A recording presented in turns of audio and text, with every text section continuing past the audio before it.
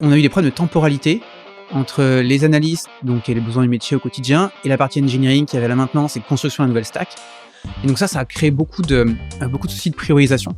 La nouvelle organisation, en fait, on s'est concentré à répondre à notre problématique principale qui était à rapprocher le data engineering des stakeholders. On a une équipe qui est en charge de la partie marketing, mais aussi de toutes les questions liées au site client, une partie liée à nos revendeurs, mais aussi à la logistique, et une dernière équipe qui est liée à la finance et à la partie support client. Et donc ces équipes engineering, donc data engineering et aussi analytics engineering, sont autonomes sur leur scope. Aujourd'hui, je reçois Pierre qui est Head of Data chez Back Market, la plateforme qui propose des produits reconditionnés comme des smartphones, des ordinateurs, etc. Il va nous parler de son plus gros challenge des dernières années, à savoir la réorganisation du département Data Engineering par domaine métier. Hello Pierre, ça va ? Ben ouais, en forme, super content d'être là avec toi. Ravi de te recevoir. Est-ce que tu peux nous en dire un peu plus sur Back Market pour commencer, s'il te plaît ? Donc déjà, tu l'as bien introduit. On fait du reconditionné. Le principe, c'est de se dire que au jour le jour, il y a des tonnes de produits informatiques. Donc, tu as pas mentionné téléphone, PC, mais tu peux aussi avoir aspirateur ou machine à laver, qui sont en fait mis au rebut, alors qu'à modulo une modification, une réparation légère, on pourrait les remettre à neuf. Et donc, c'est tout le principe. Nous, on a une place de marché où tu as des professionnels qui vont récupérer ces produits, les remettre à neuf, donc les reconditionner, et les revendre à toi, moi, à des particuliers. Et donc, tout l'intérêt, c'est que, d'une part, c'est quand même moins cher de reconditionner, mais surtout, l'impact écologique sur la planète est beaucoup plus faible, que ce soit en termes de CO2, que ce soit en termes de consommation d'eau, de production de déchets. Et donc, pour nous, c'est aussi c'est quelque chose qui est dans le cœur de notre ADN. Back Market, c'est ce qu'on appelle un peu dans le langage Startup Nation une licorne, donc une des plus grosses startups et réussites françaises. Est-ce qu'il y a quelques chiffres que tu peux partager peut-être, je sais pas, sur la croissance, sur le nombre de ventes, un peu business, pour nous donner un ordre d'idée sur l'échelle dont on parle ? Effectivement, donc ça fait un peu moins de 10 ans qu'on existe. On s'est lancé dans plein de pays, on en a 16 actuellement. Et en fait, nous, notre plus grande fierté, c'est pas tant à la rigueur le nombre de devices qu'on a réussi à vendre, c'est plus l'impact qu'on a pu avoir. Et en fait, tout récemment, on a dépassé la barre du 1 000 000 de tonnes de CO2 évitées grâce à notre activité. Et c'est honnêtement ça dont on est ultra fiers à Back Market. Et côté data, vous êtes combien dans l'équipe ? Alors, début d'année, on était une quarantaine. Tu pouvais avoir environ 20 analystes. On avait entre 10 et 15 data engineers. On a 4 analytics engineers et environ 6 data scientists et machine learning engineers. Avec aussi, on a 5 produits, donc product managers, qui nous accompagnent. Et comment tu t'es retrouvé Head of Data chez Back Market, toi ? Alors en fait, j'avais un poste similaire dans une autre startup, une autre licorne d'ailleurs, mais je voulais avoir un petit peu de sens. L'environnement, pour moi, c'est un sujet qui devenait de plus en plus important.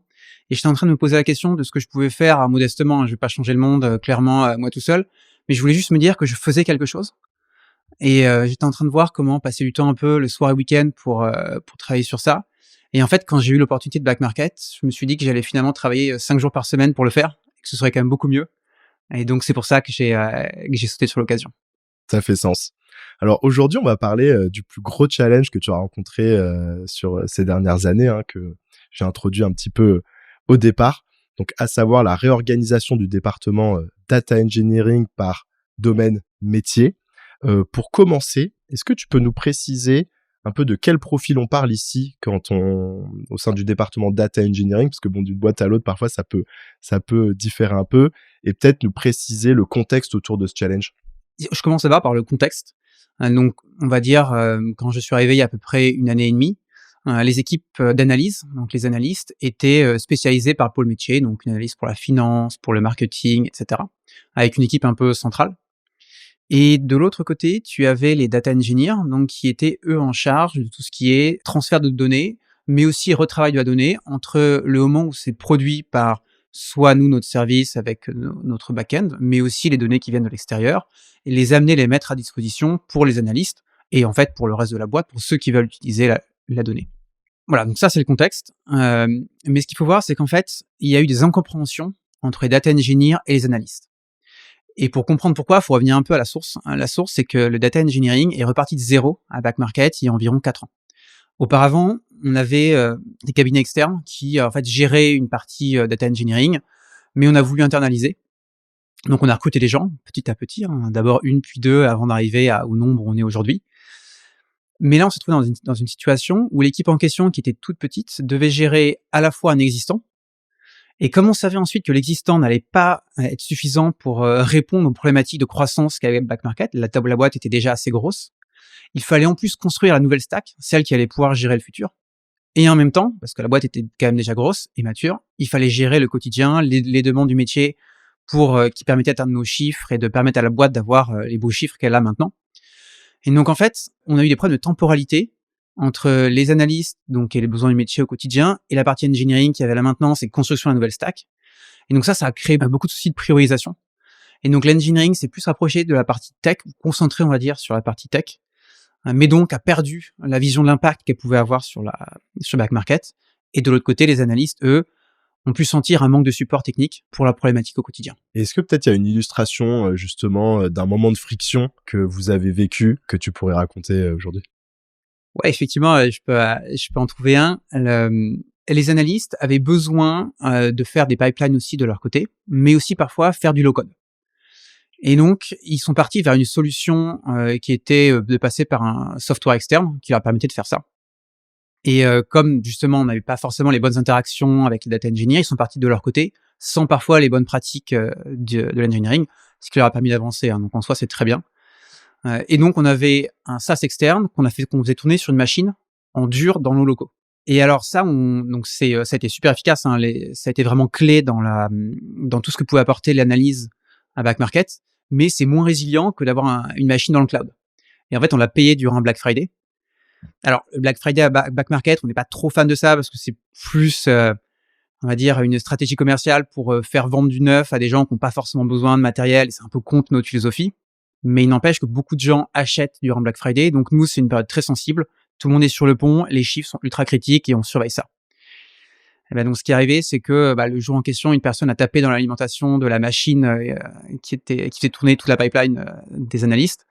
Le câble s'est débranché. Le temps qu'on découvre d'où ça vient, puis ensuite qu'on rattrape tous les process qui étaient mis en place par la machine. En fait, on n'a pas eu de data pour une bonne partie du Black Friday.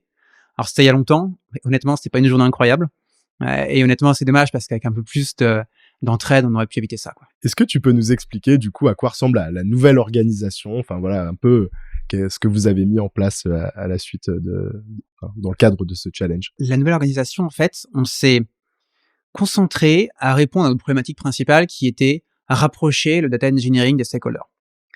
Et donc, ce qu'il faut voir, c'est que auparavant, les équipes data engineering étaient réparties, et on en avait 3.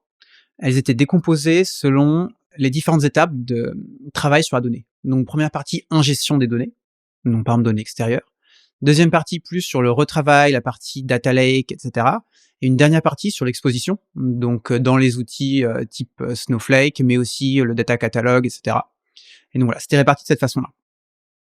Le problème, c'est que les gens devaient savoir à quelle équipe contacter. Chaque équipe devait gérer tous les stakeholders de la boîte en direct.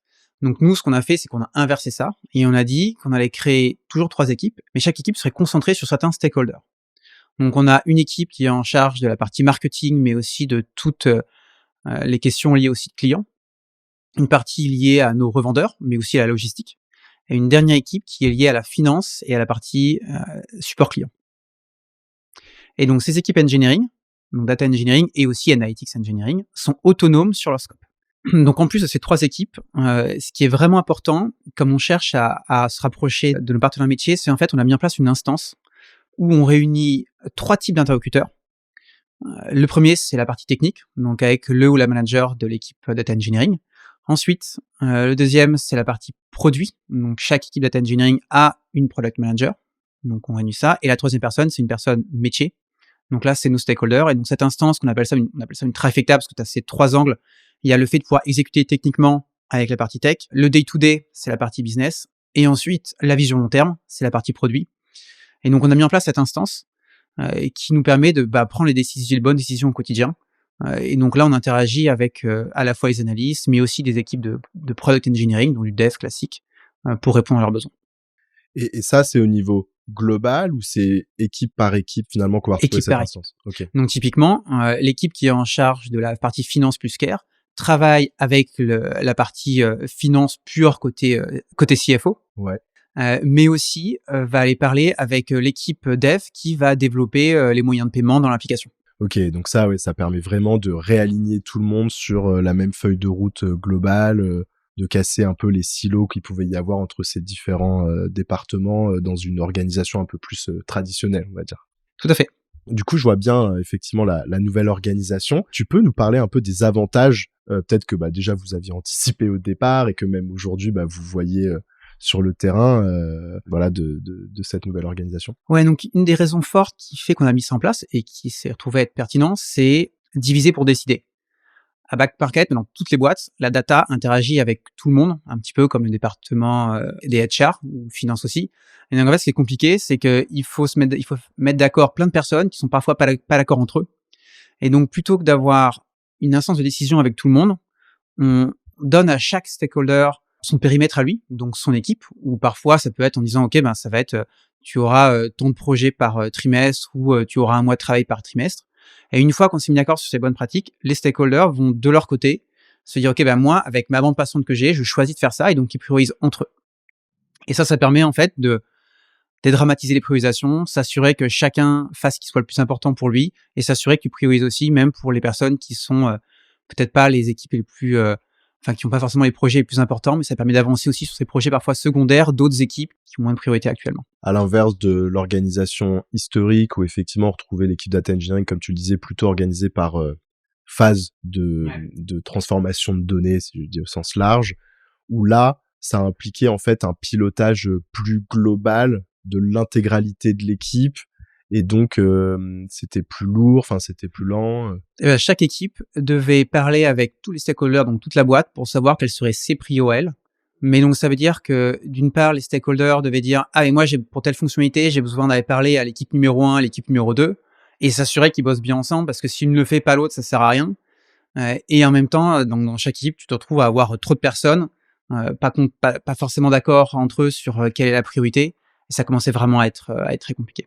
Ah oui, clairement. Si on prend en fait l'exemple peut-être par exemple des profils côté data engineering qui s'occupaient de la transformation à l'intérieur du warehouse, historiquement, eux, ils étaient tous ensemble et il fallait qu'ils aient sur une feuille de route trimestre par trimestre l'intégralité des besoins de toutes les équipes business. Donc en fait, ça demandait un effort de priorisation et une complexité de priorisation très forte. Et donc presque ils pouvaient finalement au bout d'un moment s'apparenter à de la politique parce qu'il fallait aller discuter avec tout le monde. Alors que maintenant en fait, ils sont divisés en sous-équipes business. Et ils interagissent avec une seule équipe business, ouais. Donc on voit tout de suite le fait de simplifier, la simplification au niveau de cette priorisation. C'est ça, et ils font vraiment tout, c'est-à-dire qu'ils font pas que pour le coup le reprocessing, ils vont aussi faire l'ingestion ou la mise à disposition.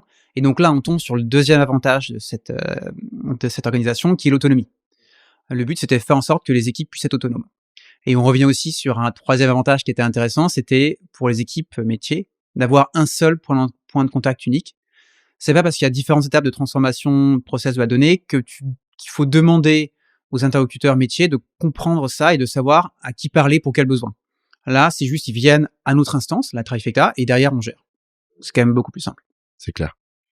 Et aussi, un point qui est intéressant, c'est que ça permet, quand une équipe gère toutes les données de tout le monde, c'est compliqué de savoir tout ce qui se passe parce qu'il y a quand même des tonnes de données. Back Market, on a quand même beaucoup de fonctionnalités, on a une boîte avec pas mal historique. Maintenant qu'on est un peu spécialisé par scope, c'est plus facile pour les data engineers et analytics engineers de comprendre la donnée qu'ils vont manipuler, de voir ce qui est le plus important, de comprendre les spécificités. Donc cette expertise, même si je pense il faut encore qu'on s'améliore sur ça nous permet plus facilement de l'atteindre. Ouais, d'être finalement plus pertinent, peut-être d'avoir moins d'itérations du coup, parce que d'arriver plus vite sur la demande entrante, ou voire même d'être proactif parfois, quoi. C'est ça. Et le dernier objectif, le dernier point positif qu'on a trouvé, tu l'avais un peu mentionné, qui était la partie en fait de rapprocher les gens.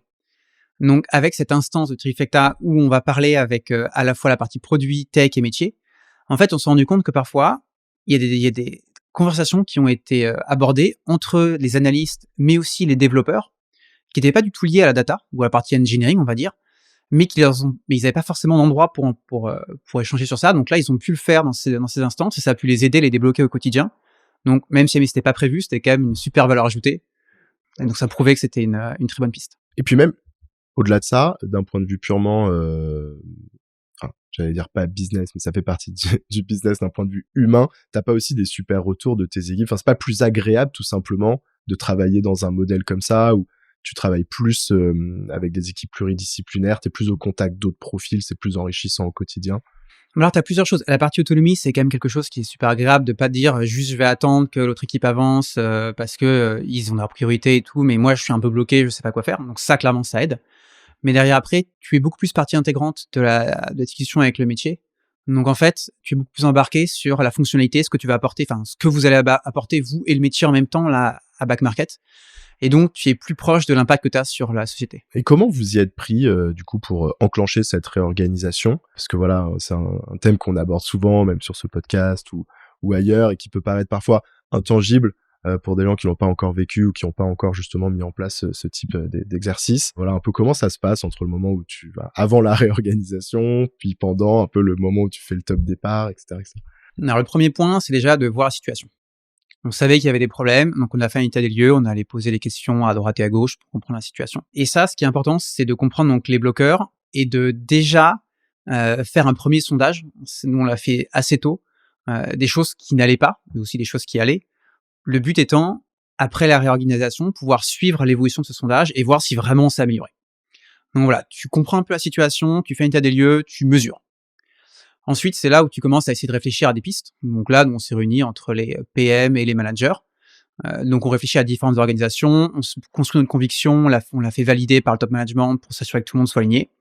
Et après, tu as toute une partie où tu vas aussi l'expliquer aux équipes, une fois que tu t'es mis d'accord, de façon à leur faire comprendre pourquoi est-ce qu'on en arrive là, qu'est-ce que ça va apporter en plus. Mais là, c'est encore un peu théorique. Il y a une partie appliquée qui est tout de suite un peu plus compliquée. Et là, il y a une partie qui est vraiment importante, c'est donc s'occuper des gens. Donc c'est bien beau d'avoir des équipes qui sur papier ont l'air bien, mais qui tu mets dans chaque équipe? Comment tu t'assures d'avoir un bon mix de compétences, d'ancienneté? Comment tu t'assures d'avoir des gens qui vont bien s'entendre, qui vont apprécier aussi leur manager? Parce que parfois les managers n'ont pas forcément tous les mêmes forces et les mêmes axes d'amélioration, et les gens n'ont pas forcément les mêmes appétences entre la finance ou la partie vendeur ou la partie cliente. Donc comment tu t'arranges pour mettre tout le monde dans les bons endroits? Et ça, dans une équipe, surtout quand tu as pas mal de personnes, tu fais pas tout le temps que des heureux. Il y a des gens qui sont moins contents de leur position après qu'avant, donc il faut aussi les gérer et leur expliquer que rien n'est fixé, mais qu'il faut partir avec cette façon de faire. Et une fois que tu es là, tu mets en place tous les rituels. Donc que ce soit avec l'instance, donc la trifecta qu'on appelait, mais aussi avec l'équipe. Donc tu adaptes avec les rituels qu'on avait auparavant, parce que c'est plus forcément les mêmes. Maintenant, il faut commencer à travailler différemment avec les autres équipes, parce qu'on n'a plus forcément besoin d'eux vu qu'on est autonome, mais bon, on travaille sur la même stack, donc concrètement, on peut aussi se marcher un peu sur les pieds. Et ensuite, tu itères.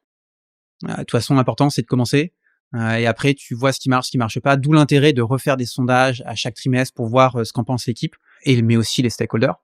Donc, tu itères sur tout, que ce soit les petits détails, mais aussi les grands principes. Oui, et ça peut être itéré sur ce qui marche d'un point de vue humain ou ce qui marche peut-être moins bien en termes de modèle, adapter telle ou telle instance, etc., etc. Enfin, ça peut être sur C'est très vague. tous les critères après Ouais, que tu vas adapter pour tendre vers l'organisation qui va marcher sur le terrain, quoi. c'est ça. Et donc, est-ce que malgré tout, en mettant en place cette organisation, et puis peut-être justement, ça fait partie aussi des itérations que vous avez déjà eues ou que vous êtes encore en train d'avoir, vous rencontrez des difficultés particulières. Est-ce que tu as des recommandations à partager, par exemple, à d'autres leaders data qui mettent en place une organisation un peu similaire, donc notamment data engineering sur un modèle plus par domaine. Voilà, si tu penses que ça peut aussi, voilà, si les bonnes pratiques peuvent se répliquer, et puis même si c'est très spécifique à Back Market, c'est vachement intéressant que tu nous les partages.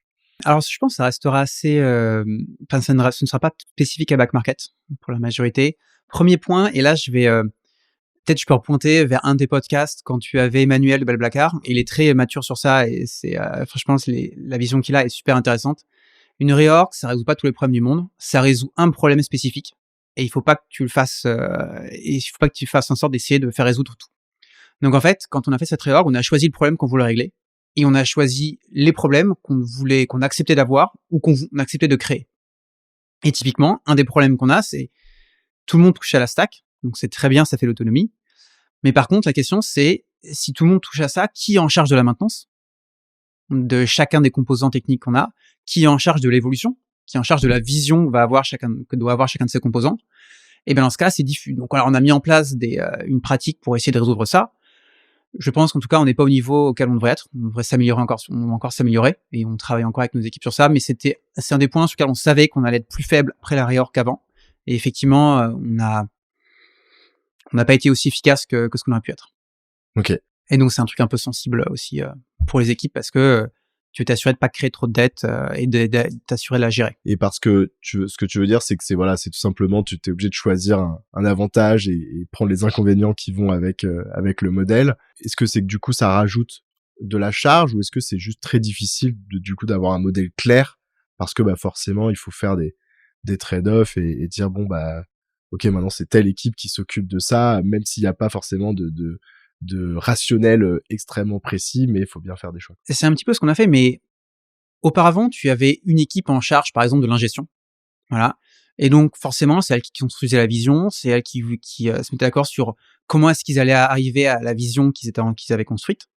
Là, maintenant, toutes les équipes font l'ingestion. Donc, si jamais, tout d'un coup, il y a un gros incident de production, qui va voir? Auparavant, c'est une équipe très ciblée. Là, maintenant, est-ce que c'est les 3? Est-ce que c'est, une des équipes qui gère ça? Donc, la question, c'est ensuite, avant, l'équipe savait qu'il fallait qu'elle construise sa vision. Là, maintenant, est-ce que c'est une des 3 équipes au hasard qui va construire la vision de l'ingestion? Ou est-ce qu'on l'assigne quand même, comme tu proposes, comme tu mentionnes, ce qui est en fait ce qu'on a fait, hein. On l'assigne à une équipe, c'est elle qui fait le plus de sens en disant, OK, c'est elle qui est en charge quand même de cette vision high level. Par contre, tout le monde touche à tout. C'est juste que c'est elle, on va dire, la gardienne du temple et celle qui est en charge des évolutions. C'est ce problème qu'il faut arriver à gérer. Ouais, c'est vachement intéressant et ça me fait penser d'ailleurs, alors je sais pas du tout si c'est exactement la même situation, mais ça me fait penser à la discussion que j'ai eue avec Claire de Malte, qui était anciennement chez Airbnb, et donc on a fait notamment la discussion du podcast sur Airbnb et qui expliquait qu'il y avait plusieurs équipes data chez Airbnb, notamment spécialisées sur des grands départements business. Donc elle, c'était par exemple tout le sujet des guests sur la plateforme. Et elle m'expliquait qu'en fait, il y avait eu sur des sujets plus transverses, plus en fait agnostiques du business et de la data en elle-même, justement une répartition un peu presque un petit peu à l'appétence du leader data de chaque équipe. C'est-à-dire que voilà, elle voulait prendre tous les sujets de career track, de monter en compétences, des choses comme ça. Donc c'est elle qui les a pris et inversement, t'en as d'autres qui ont d'autres sujets. Et donc effectivement, tu as une option qui est de dire tout simplement, en fait, voilà, il y a un peu un petit marché pour répartir les sujets transverses et agnostiques. Ou sinon, une autre solution, je pense qu'on voit souvent, c'est, mais peut-être qu'après, il faut quand même, voilà, avoir une équipe assez grosse pour en même temps être spécialisé par domaine et en même temps garder un socle transverse. C'est l'équipe souvent qu'on va appeler plateforme, j'ai l'impression. Est-ce que c'est quelque chose que vous avez considéré ou... Donc tout à fait, c'était clairement dans les réflexions qu'on avait initialement. On s'est posé la question de est-ce qu'on voulait créer cette équipe plateforme, mais dans ce cas-là, vu le nombre de personnes qu'on avait, ça voulait dire qu'on réduisait le nombre d'équipes stakeholders. Donc derrière, tout l'intérêt qui était de diviser les stakeholders, on le perdait un petit peu. Et comme on voulait aussi rapprocher un petit peu tout le monde des stakeholders, créer l'équipe plateforme, ceux qui sont l'équipe plateforme, tu les laisses un peu au loin des stakeholders. Donc pour l'instant, ça a été le choix qui a été pris. Est-ce qu'on restera comme ça indéfiniment? Peut-être pas. Et l'équipe plateforme sera probablement en discussion un jour. Mais en tout cas, pour l'instant, on n'en a pas. Donc c'était justement un choix assez fort à l'époque. Et sinon, je sais pas s'il y avait d'autres éléments, d'autres bonnes pratiques que tu voulais faire passer à la communauté data qui est dans un challenge similaire. Alors je sais pas si c'est bonne pratique. Par contre, il y a des choses qui sont assez importantes, qui nous ont beaucoup aidé nous. C'est d'avoir justement d'abord des product managers. C'est vraiment compliqué de naviguer avec tous les stakeholders, leurs besoins contradictoires. Le fait d'avoir des personnes dédiées, expérimentées sur ça, nous, ça nous apporte beaucoup. Moi, c'est un truc auquel je crois personnellement en équipe data. Je considère que les PM, c'est vraiment, ça apporte énormément. Si jamais t'en as pas, il faut derrière que tes managers puissent le faire. Donc, c'est plus diffus, c'est moins spécialisé. Donc, ça nous a apporté beaucoup. Et donc, cette entente et avoir une équipe PM, IM, enfin manager et PM qui est là et soudée, c'est quand même très important pour mettre en place cette organisation. Là, à l'heure actuelle, il nous manque un manager et clairement, ça se fait ressentir. Donc vraiment, si jamais t'as pas toutes les personnes derrière qui vont gérer le quotidien, il faut peut-être les avoir avant de se lancer dans une démarche comme ça qui va nécessiter beaucoup de changements, beaucoup de gestion du changement.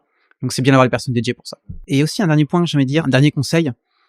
Quand on travaille avec des stakeholders, une chose qui est vraiment extrêmement importante pour moi, c'est la confiance. Et la confiance, en tout cas, je vois 3 axes vraiment importants qui sont la clarté, l'efficacité et l'entraide. Sur la partie clarté, c'est pour moi clé que chaque personne dans cette instance puisse expliquer aux autres ses problématiques. Donc le métier, ça va être ses problématiques peut-être d'urgence, de besoin d'avancer vite. Côté tech, ça va être pouvoir expliquer pourquoi c'est super important de faire cette partie technique qui a pas l'air d'apporter maintenant quelque chose, mais qui en apportera à terme. Donc de bien communiquer sur cette roadmap et sur pourquoi est-ce qu'on fait les choses. Si tu veux que les gens se comprennent, c'est vraiment important. L'efficacité. Ce que je veux dire derrière, c'est être capable de se committer et de délivrer à temps. Et si, parce que parfois, la vie, c'est plus compliqué que ça. Donc quand tu n'y arrives pas, il faut prévenir en avance et derrière avoir un plan pour rassurer les personnes. Donc ça, c'est important. Et le dernier point, c'est l'entraide. C'est-à-dire qu'il faut quand même que chaque personne, que ce soit la partie tech, mais la partie métier, puisse parfois accepter de refuser ou d'accepter quelque chose qui l'avantage moins parce que c'est quand même mieux pour le groupe. Donc, il faut dire, tiens, ok, je suis pas ce sujet tech qui me paraissait vraiment important parce que tu as un besoin ultra urgent, donc on le fait maintenant. Par contre, plus tard, on fera le mien. Cette entraide, c'est ce qui fait qu'à la fin, tu bosses bien aussi avec tout le monde et tu arrives à craquer les problèmes les plus durs. Et ça, c'est quelque chose, je trouve que d'un point de vue un peu culture de boîte, quand toi, tu l'as rationalisé, tu peux réussir à le mettre en place. Parce que si toi, parfois, tu fais le premier pas et t'acceptes une première fois, justement, de prendre un peu sur toi, sur ta feuille de route, et t'arrives à mettre en place ce truc et à peut-être désamorcer la situation où tout le monde reste sur ses appuis en permanence et où, en fait, il se passe rien, quoi. 100% d'accord. Il faut montrer de l'exemplarité et la personne qui commence, c'est la personne qui fait le pas en premier, qui fait l'effort en premier, mais il faut le faire, quoi. Alors, on a abordé plusieurs fois la stack de Back Market. Alors, je suis sûr que il y en a plein dans l'audience qui aimeraient bien en savoir plus. Est-ce que peut-être tu peux nous dire quelle techno vous utilisez chez Back Market, un peu comme je le fais habituellement, donc la high level design, on va dire en 30 secondes, 1 minute. Pour tout ce qui est vise, on a Tableau. Actuellement, on utilise principalement Snowflake pour tout ce qui est requêtage. Après, si tu te rapproches plus du data engineering, on utilise la techno Delta Lake, donc avec Databricks. On a aussi un peu l'événementiel, donc on a du Kafka et qu'on orchestre avec Ivan. Ensuite, tu vas avoir toute une partie liée à Airbyte pour la partie ingestion. On utilise aussi Castor pour la partie documentation de données. On utilise aussi principalement AWS, mais aussi un peu de GCP. Et sur la partie Science, alors déjà le tout est en Python, et sur la partie Science, c'est du Python aussi, on a un peu de Airflow, on a du SageMaker et du MLflow. Ceux qui aiment les noms de buzzwords, techno sont servis, quoi. Exactement.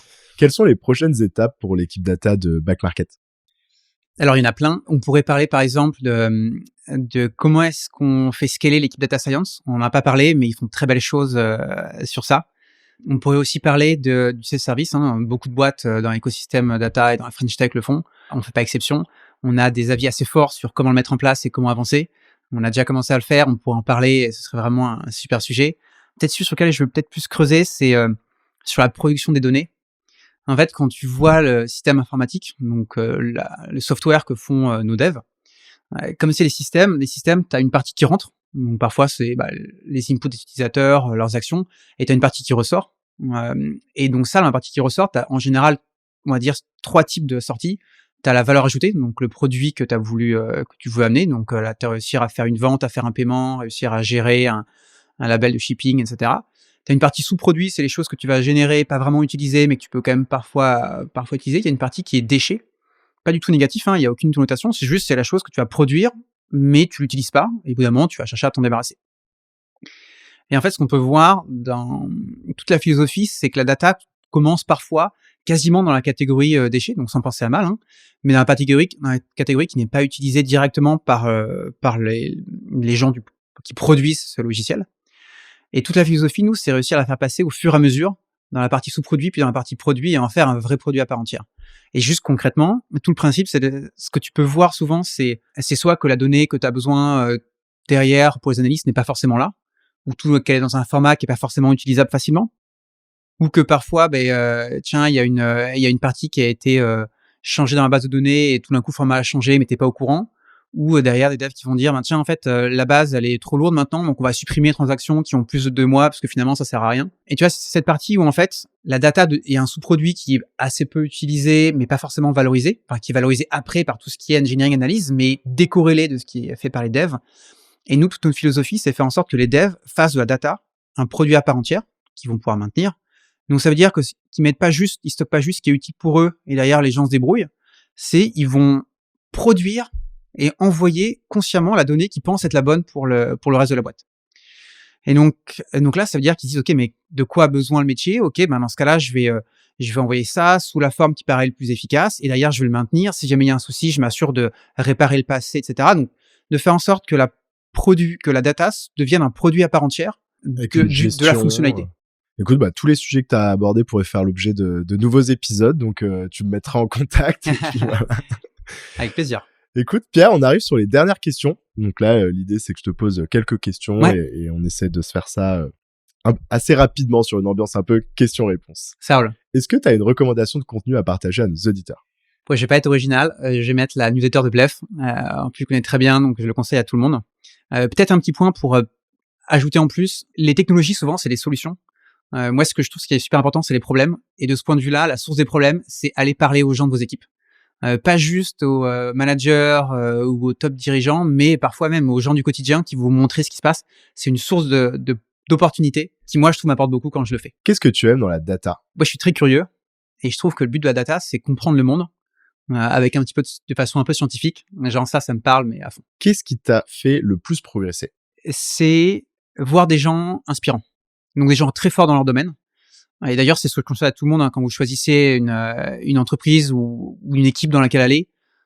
Choisissez soit parce qu'il y a un manager ou une manager, bien sûr, un ou une experte, peu importe, mais une personne où vous savez que vous allez apprendre à son contact. C'est ce qui, moi, m'a toujours aidé. Et enfin, quel est le meilleur conseil qu'on t'ait donné? C'est toujours un peu compliqué d'avoir à chaque fois le meilleur, mais je vais te dire, celui que m'a passé ma mère quand j'étais tout jeune, c'était il y a que ceux qui ne font rien qui ne cassent rien. Et donc en fait, le but c'est de te dire ok c'est normal de faire les erreurs, ça arrive.